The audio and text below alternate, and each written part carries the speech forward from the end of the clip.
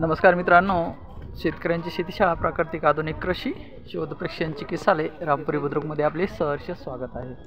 मित्रांनो, आज इथे मी परभणी स्टेडियममध्ये आहे, इंदिरा गांधी स्टेडियम, आणि इथं कृषी महोत्सव चालू आहे। या निमित्तानं मी इथं आलो। तर मित्रांनो, एवढं निकृष्ट होऊ नका, कारण थोडंसं लक्ष द्या आपण काय करतोय। तर ह्या वृक्षाला, हे वटवृक्ष आहे जो आपल्याला सांभाळतो, असा हा विशाल वटवृक्ष आहे। आणि हा छोटा असेल त्यावेळेस नगरपालिकेनं इथं एक जाळी लावलेली होती त्याची संरक्षण म्हणून, है ना। तर संरक्षण म्हणून जाळी लावली, तर आज हा वटवृक्ष खूप मोठा झाला आहे। आता याला आधाराची गरज नाही आहे, हे स्वतः आपल्याला आधार देतो आहे।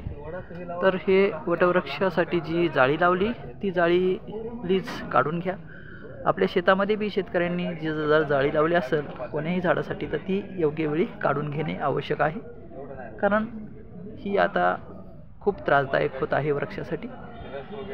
कारण याच्यामध्ये वटवृक्ष म्हणजेच जिवंत आहे, आणि याच्यामध्ये जीव आहे। त्या जीवाला ह्या कंपाऊंडच्या जाळीचा खूप त्रास होतोय, है ना।